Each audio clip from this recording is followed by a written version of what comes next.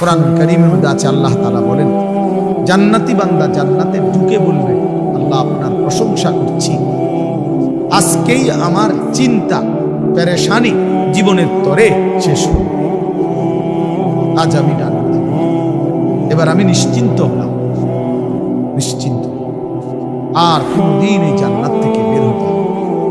আল্লাহ তাআলা বলছেন আর কখনোই এখান থেকে বের হইতে হবে না, খালিদিনা ফিহা আবাদা, চিরস্থায়ী।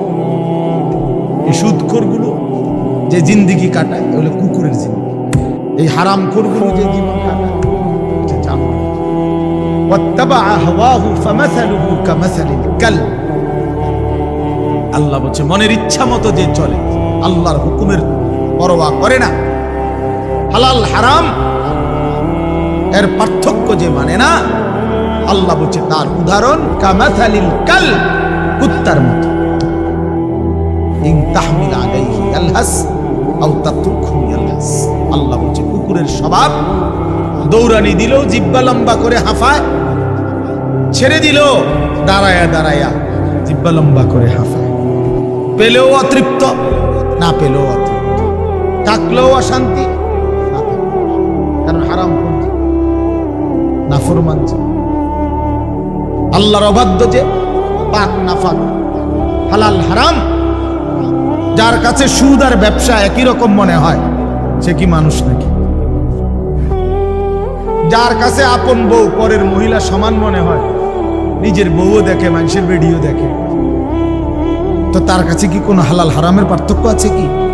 তো সে জানোয়ার না তো জানোয়ার। মুসলমান তাকেই বলবে যার মধ্যে জায়েজ না জায়েজের পার্থক্য আছে, হালাল হারামের অনুভূতি আছে, পাক নাফাকের অনুভূতি আছে। কোরআনুল কারীমে আল্লাহ তাআলা এটা বলছেন।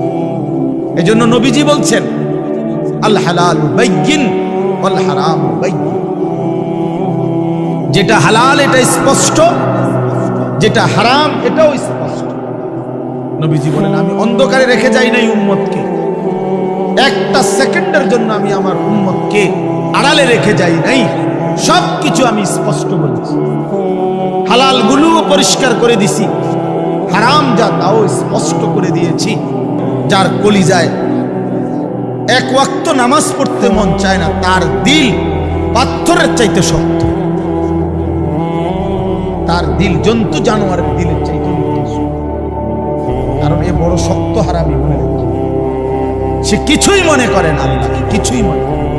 এত মসজিদ মাদ্রাসা এত নামাজ রোজার চিহ্ন দেখাও দেখো যে আমি কিছুই বিশ্বাস করি না, আমি বিশ্বাস করি আমার জীবন হলো মোবাইল, আমার জীবন হলো নারী, আমার জীবনের অর্থ হলো ছবি, আমার জিন্দেগির মাকসাদ হলো উলঙ্গ ছবি দেখা, নর্তকী দেখা, জিনা ব্যভিচারের দৃশ্য দেখা, মদের আড্ডা, জুয়ার আড্ডা, নারীর আড্ডা, কোন অশ্লীল মেয়ের পিছনে জীবনটা শেষ করে দেওয়া, খালাস। আমি বুঝছি এটাই জীবন।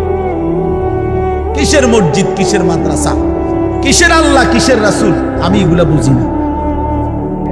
নতুন করে নিজেকে আল্লাহর ইবাদত ঈমান আমলের দ্বারা সজ্জিত করার একটা শ্রেষ্ঠতম সিজন, মৌসুম আসতেছে, সেটা হলো মাহে রমজান। বড় বেশি সুযোগ আসতেছে, আল্লাহ যদি দয়া করে হায়াত দেয় তো পিছনের সব গুনাহ মাফ করিয়ে নতুন সাজে নিজেকে সজ্জিত করার, আখিরাতের রঙে রঙিন করার, জান্নাতের রঙে নিজেকে গড়ে তোলার এক শ্রেষ্ঠতম মাস মাহে রমজান।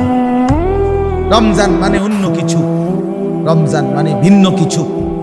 রমজান মাসে মানে নিজেকে বদলানোর মাস, রমজান মানে নিজেকে পরিবর্তনের মাস, রমজান মানে নিজেকে আখিরাতের রঙে রঙিন করার মাস, রমজান মানে আল্লাহ তাআলার মহব্বতে, রাসূলুল্লাহ সাল্লাল্লাহু আলাইহি ওয়াসাল্লামের মহব্বতে ডুবে যাওয়ার মাস। আমরা আমাদের যদি পরিবর্তন চাই, পরিবর্তনের সুযোগ মাহে রমজান। আমরা যদি আখিরাত সাজাইতে চাই, আমাদের জন্য শ্রেষ্ঠ সুযোগ মাহে রমজান।